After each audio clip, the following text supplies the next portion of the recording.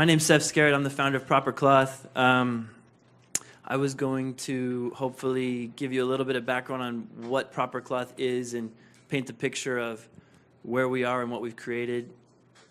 Tell you a little bit about the story of how I got the business started, and then hopefully some principles that I think were key to making it all work. So, first of all, some background on Proper Cloth. We are a digital-first, direct-to-consumer menswear brand focused on custom dress shirts.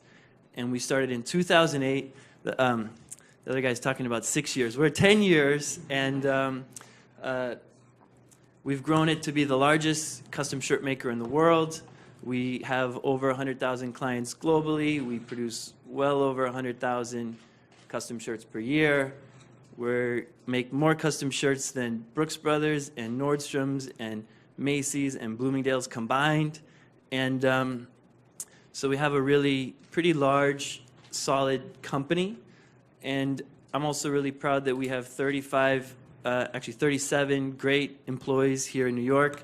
We've got a cool loft in Soho with a showroom for customers to come in, and our offices are there as well. And we produce some really beautiful products. We custom develop fabrics all over the world. We're developing outerwear and just products that we're really proud of to have people wear.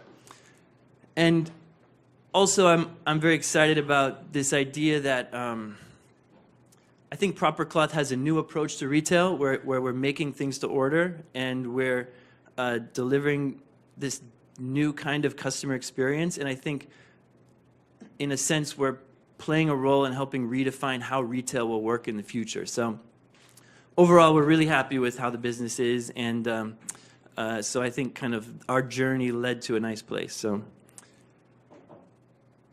let's see. Next. Okay.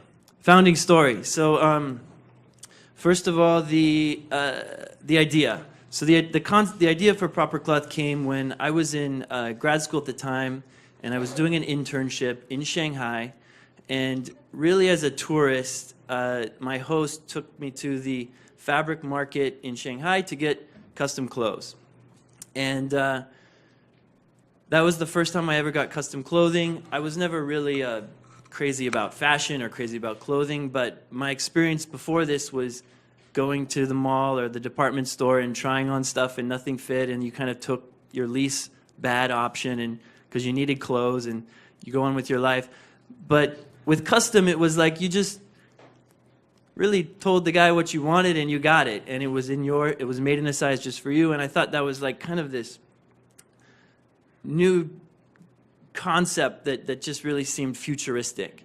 And so this is 2007, and e-commerce is starting to become a thing, and I'm really in this state of mind where I want to start a company. I'm trying to figure out what I can start, and the idea of combining custom clothing with e-commerce is sort of born, and that's where the idea came from. The initial product. So it was in March.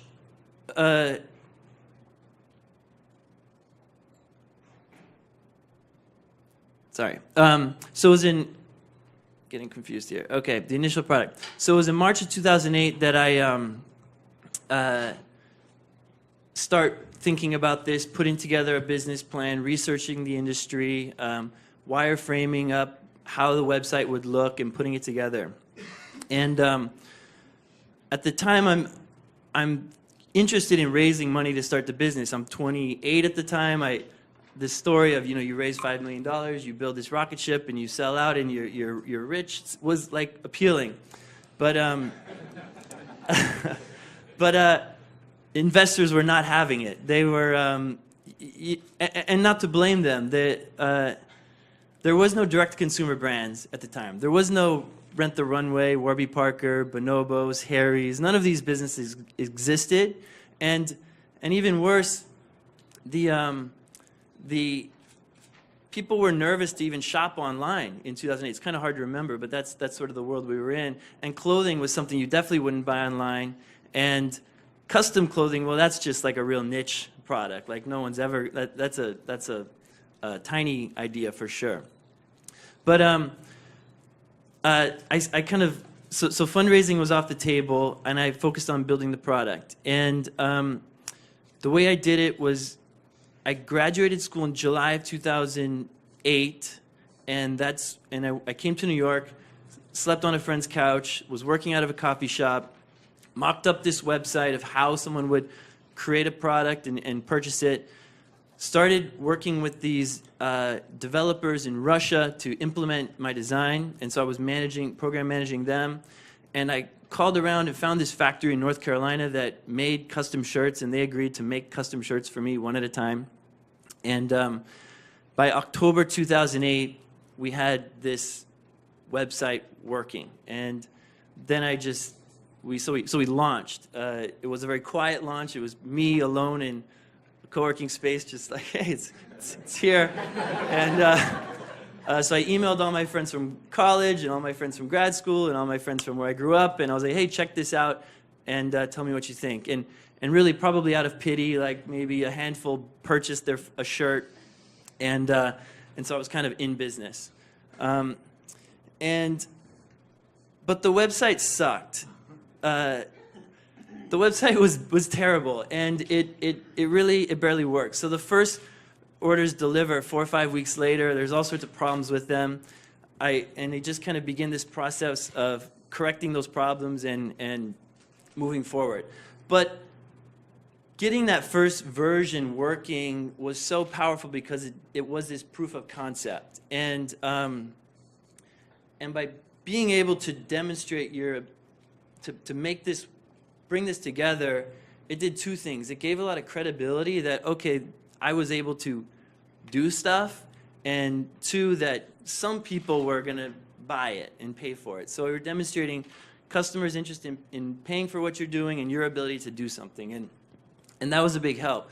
Investors were still not interested, but I was able to basically twist some friends and family arms with that proof of concept to help me out a little bit. And so over the full first year of 2009, I ended up taking about $150,000 of friends and family loans or convertible notes. And that was really to help me pay my rent and just do some basic things.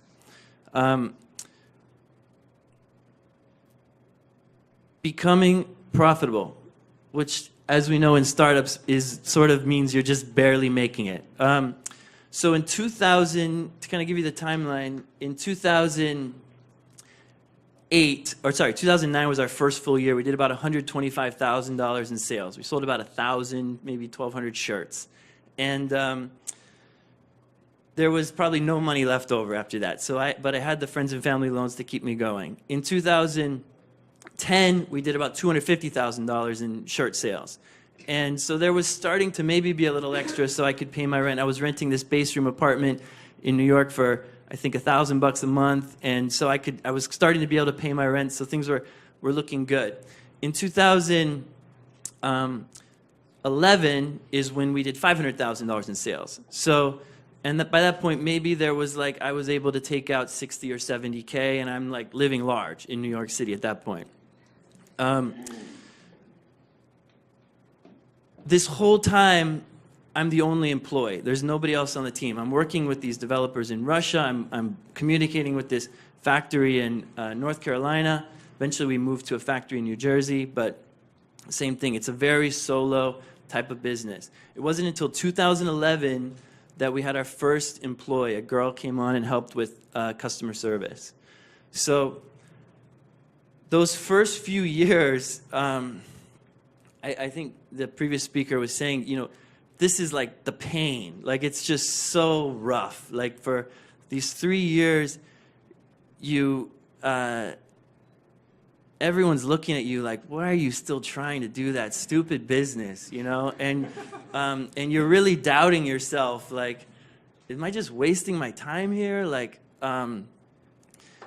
And you are on the brink of being completely done every other week. And the highs and lows are crazy. My friend would say I was bipolar that time, because it'd be one day the Financial Times called, they want to do a piece about you. Oh, it's going to be huge. We've made it. And then the next day, someone would call and say, oh, by the way, you're $10,000 late in paying us, and you look at your checking account and you have like $2,000. And so you're just constantly like, oh, it's over, or oh, we're taking off. Really kind of exciting in a way. One of the benefits, though, of going through that, a few benefits. One was I was hands-on in every part of the business, the customer service, the operations, the marketing, the product design. And I really learned a lot about these different parts of the business, which has benefited me a lot beyond that. And another great thing about that was that in those first 3 or 4 years, we were building technology, we were building an infrastructure, we were building a brand, and since we never raised venture capital, at the end of 3 or 4 years, I owned it. And it was a platform that I could then go forward with without having already given up 50% or 40% or whatever you do when you raise venture money. So those were some real benefits. It was very painful, but it had a real advantage at the end of the day.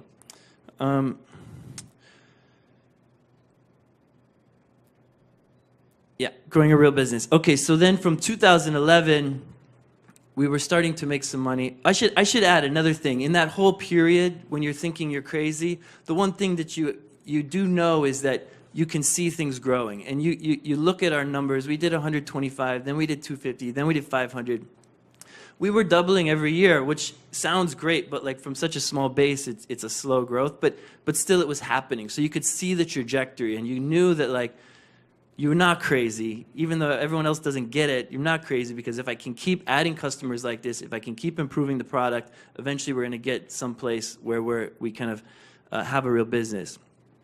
So from 2011, we get the first employee. 2012, we get another employee who's a photographer. In 2013, we move into our first office. We moved out of a co-working space into our first own office. That's when we create a little corner. It was like an 800 square foot, 5th floor walk up in Soho.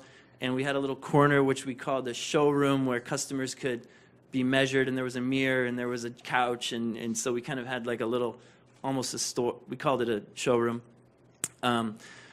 We had that, but we continue to double every year. In 2013, 2014, we finally get paid marketing to start to work and be profitable. And that is also really pivotal for us, because it let us, I think, continue to drive growth. The first few years, we were growing based on word of mouth, organic Google searches, and whatever press we were able to squeeze out. But in 2013, 2014, we really gained control of that by being able to do paid customer acquisition profitably.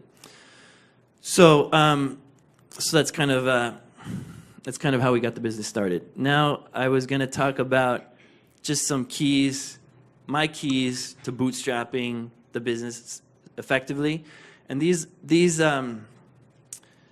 keys are based on things that I always did, and also. If any of you guys know, there was an incubator called Dogpatch Labs. Back in the day, we were one of the first companies there, and I was there for 3 years. So over that time, I saw a lot of startups in New York, and I saw a lot of startups in New York over a long time period, too. So I kind of developed these principles based on what was working for me, as well as seeing what didn't work for other companies, and also what didn't work for a lot of our competitors. So the first one was just focus. And what I mean by focus is the advantage of being the #1 in the world at one thing is so much more valuable than being like the 4th best guy at 5 different things.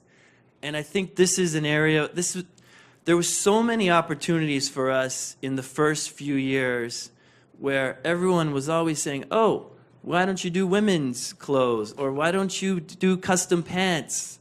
Or why don't you open up a bunch of stores? Or why don't you do a try to sell through Nordstrom's or sell through some big department store, or all these different ideas were floating out there. And we really stayed focused on, okay, no, I want to be the absolute best at selling a men's custom shirt online.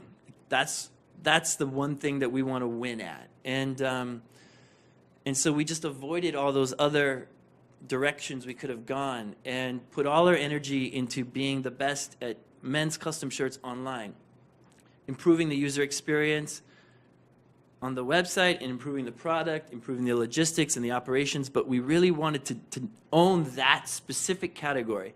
And that's something that I think we've been able to achieve. And we don't have custom pants. We don't have a lot of other things to this day. Actually, now we're starting to add some other things, but really, I think if we had tried to do all those other things in the early days, we would have been spread too thin, and we never would have raised ourselves above the noise. So that's the first one. The second one is don't believe the fundraising hype. And this is really kind of like a mental game that I think you have to deal with as an entrepreneur. And there's this, he mentioned it too, but there's this word that people toss around called lifestyle business. And when we were, and there's this idea that if you are an ambitious person, you are going to raise venture capital. That's sort of how it's laid out. And if you're not raising venture capital, well then, that's sweet. Like you have your cute little clothing line, that's fun. And they kind of like push you down. And this is coming from the press, and this is coming from the investors, and this is coming from the entrepreneur community in a big way.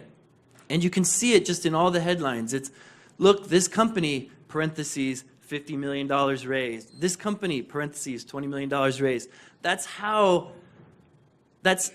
sort of being used too often as a measure of success. And they will poke you with that and try to make you feel inferior if you're not playing that game.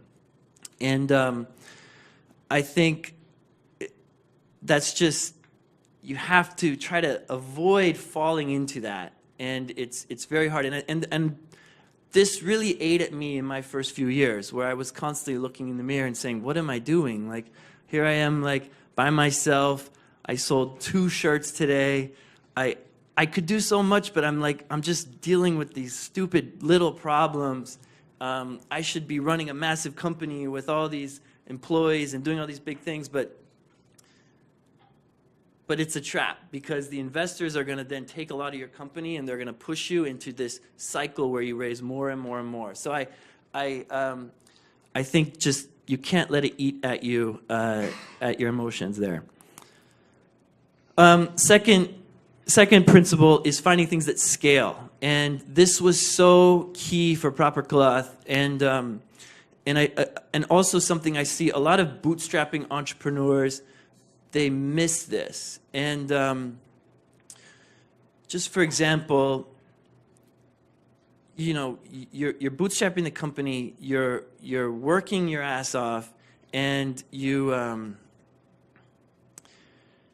working hard, and you need to work hard. But if you're spending your time doing things or creating things that don't scale, you could just be on a treadmill here, just kind of making ends meet barely. And so, for example, in the early days, I did not spend a lot of time going around to investment banks myself and trying to measure people and like get customers. I did not spend a lot of time organizing PR events or parties to kind of try and create buzz. I did not spend a lot of time, well, what I did spend a lot of time doing was working on the user experience of the online website, and that people all around the world would be able to access. And I did spend a lot of time thinking about the funnel that I could advertise customers to, how could I onboard them effectively, how could I create a machine that was scalable. And you got to find things that scale. If you're spending your time, you know, if I was spending my time literally sewing shirts every day, like I would not have built a big business. I would have just, maybe gotten by. So finding things that scale is key.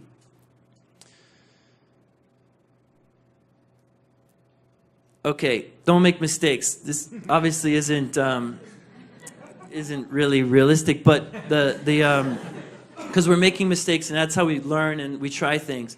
But I think one of the things that venture capital-backed startups can do, or they often do, is they make big, expensive mistakes. And if you're bootstrapping your company, you really can't afford to do that. And part of this is driven by how greedy and in a rush are you? And if I come from this e-commerce world, so like if I said, I'm going to start this e-com business and we're going to go from 0 to $30 million in 2 years, I have to take really big swings to have any chance at making that happen. So I'm going to buy a ton of product and stock my inventory in a big way from the get-go. And that product could be a bad product, or there could be something wrong with it. Or I'm going to hire a very savvy executive team right off the bat. And then a lot of those hires might not work out because I was in a rush to get them. Or I'm going to drop $1 million on a TV commercial campaign, and the TV commercial campaign isn't going to convert. So these are the kind of mistakes that I think a lot of venture-backed startups make. And when you're bootstrapping, you just can't afford to make those mistakes. So you have to, I think, have a slightly longer view, move more pragmatically, move more carefully. There's this try smaller experiments and really slowly kind of get your momentum and figure out what you're doing without having to make those big mistakes. Next one, stay honest, and especially with yourself. And I think when I talk to a lot of entrepreneurs, I see this constantly be a problem. Especially at these like networking events, which I hate because everyone is like, oh, how's it going? Oh yeah, we're doing so great. Like our thing's awesome and everyone wants to invest in us, and they're lying and everyone's lying, and it's just like, come on, like really? You have to be really honest with, is your product great or not? And of course, when you're doing your marketing and when you're talking to investors, you're going to say it's great. I get it. But like, you have to be honest with yourself. Is the product great? Is the marketing campaign working? Is buying a bunch of ads on top of taxis, is that actually effectively giving us customers or not? And if you are lying to yourself, you're going to continue doing things that don't work to a point where now you're in trouble and it's too late, and you're only going to face the music when like the checking account runs out. So staying honest with yourself is so key. And the last thing I have is work incredibly hard. And this is sort of obvious and perhaps cliche, but to kind of put a little color around it, I think a lot of times when people think about working hard, they think like, oh, you go to the gym and you lift big heavy weights, or you like run really fast, and you're really just like exerting this huge effort. But it's not about that kind of working hard. It's about trying to compress what you could do in 2 months into doing it in 1 month. Like that's what it's about, because there's really like this race against the clock.